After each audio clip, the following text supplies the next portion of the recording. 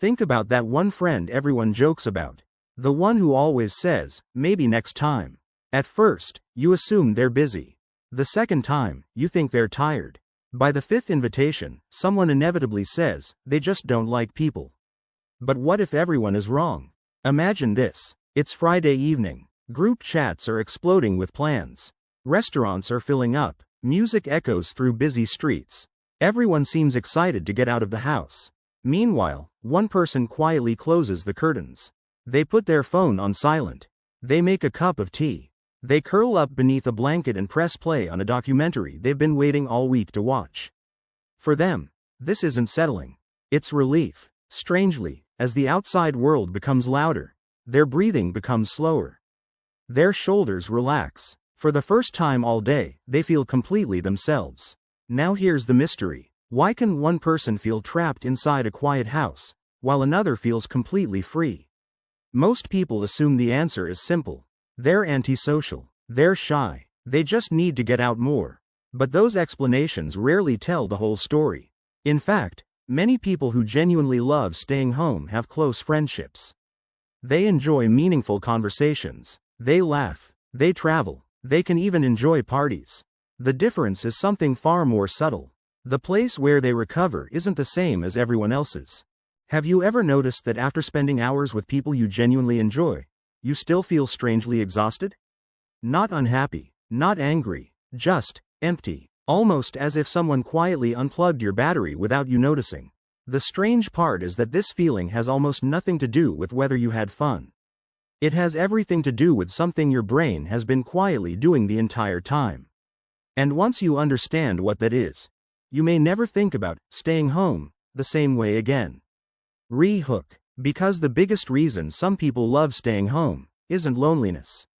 It's something your nervous system has been trying to tell you all along. Have you ever wondered why two people can leave the exact same party, yet feel completely different? Imagine two friends walking out of a crowded birthday celebration. They laughed at the same jokes. They talked to the same people. They danced to the same music. On the drive home, one friend smiles and says, "That was exactly what I needed." The other quietly leans back in the seat, staring out the window. They're not upset. They're not bored. They're simply drained. By the time they reach home, they don't want another conversation. They don't want another notification. They don't even want background music. All they want is silence. To most people, this doesn't make much sense. If you had fun, they ask, why are you so tired? Because enjoyment and energy are not the same thing. Here's something fascinating. Your brain is constantly processing information you don't even notice. Every face, every voice, every change in someone's expression, every laugh, every interruption, every decision about what to say next. Even when you're relaxed, your brain is quietly working behind the scenes. For some people, this constant processing feels exciting. Their minds become more alert, more energized, almost as if every conversation adds another bar to their battery. But for others, the opposite happens. The longer the stimulation continues, the faster their mental energy begins to disappear. It's like carrying dozens of open tabs inside your mind. Each conversation opens another one. Each sound demands attention. Each interaction asks your brain to make hundreds of tiny decisions. Eventually, the system slows down. That's why walking through your front door can feel almost magical. The noise disappears. The expectations disappear. Your nervous system finally stops scanning everything around you. Without realizing it, your body lets out a deep breath it has been holding for hours. And suddenly, you don't feel antisocial anymore. You simply feel like yourself again. But if staying home is really about recharging, why do some people feel completely peaceful there, while others begin feeling trapped after only a few hours? The answer has less to do with your personality, and far more to do with one powerful feeling every human being secretly craves. Now imagine this. You step outside your front door. Within minutes, your brain begins making hundreds of tiny decisions. The traffic is louder than expected. Someone walks too close. Your phone starts buzzing. The cafe changes your order. The meeting starts late. A stranger suddenly tries to start a conversation. None of these moments are dramatic. Most people barely notice them. But your brain does. Every unexpected event demands attention. Every small adjustment quietly consumes mental energy. By the end of the day, you don't just feel physically tired. You feel mentally crowded. Now picture the moment you arrive home. The door closes behind you. Almost instantly, everything changes. You know exactly where everything is. The lighting feels familiar. The temperature is just right. Your favorite chair is waiting. There's no pressure to smile. No need to explain yourself. No need to respond to anyone. For many people, this isn't simply comfort. It's something much deeper. It's control. Think about it for a moment. The outside world is constantly changing. Plans get cancelled. People arrive late. Unexpected problems appear without warning. Your brain stays alert because it never knows what might happen next. But inside your own space, uncertainty almost disappears. You decide when it's quiet. You decide what music plays. You decide whether the lights stay on or off. Even the smallest routines begin to feel calming. Making coffee, lighting a candle, reading the same book before bed, watching a favorite movie for the 10th time. To someone else, these habits may look repetitive, but to your nervous system, they're predictable. And predictability creates a feeling of safety. That's why home often feels less like a place, and more like an emotional reset button. It's the one environment where your brain finally stops preparing for the unexpected. But here's something even more fascinating. Not everyone who loves staying home is simply looking for peace. Some people discover something there that they rarely find anywhere else. Complete silence. And that's where the next mystery begins. Because when the outside world finally becomes quiet, something inside your mind starts speaking much louder. And most people never realize what it's trying to say. Have you ever noticed how strange silence becomes after a long day around people? At first, it feels almost uncomfortable. You hear the refrigerator humming, a clock ticking somewhere in the room, the faint sound of rain outside the window. And then, slowly, something changes. Your thoughts become louder. Imagine someone sitting alone on their couch late at night. No television, no music, no notifications, just silence. To one person, this would feel unbearable. To another, it feels like finally coming up for air after being underwater all day. Why? Because when external stimulation disappears, the mind begins turning inward. And for many people who love staying home, that inward world is incredibly rich. They replay ideas. They imagine possibilities. They connect memories that seemed unrelated before. Sometimes they solve problems without even trying. Have you ever found an answer while taking a shower, lying in bed, or staring out a window? That's not an accident. When the outside world becomes quieter, your brain has more room to notice what has been happening inside all along. This is why some of the best ideas arrive during the most ordinary moments. Not during a crowded conversation.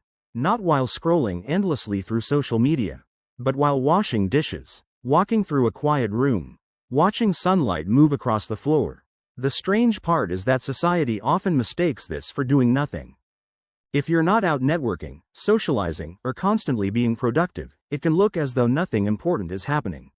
But internally, something very important may be happening. Reflection, creativity, emotional processing. The mind is finally catching up with itself. For people who prefer solitude, home is not always an escape from life. Sometimes it's the place where they think most deeply about life. And that's why a quiet evening can feel more fulfilling than a noisy party. But there's a question we still haven't answered. If solitude can be so nourishing, why do some people eventually begin feeling trapped by the very place that once brought them peace? Because there is a difference between choosing silence and hiding inside it. And that difference may be the most important clue in this entire story. Here's a question most people never stop to ask. When you choose to stay home, are you moving toward peace, or away from something that scares you? At first, those two choices can look exactly the same.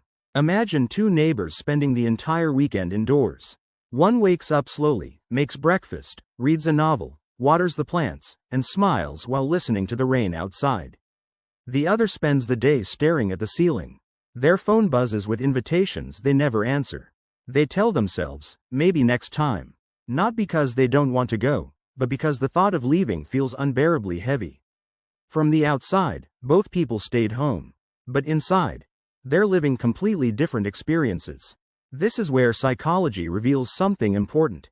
Solitude is healthy when it restores your energy. Isolation becomes dangerous when it slowly steals it. Think about it for a moment.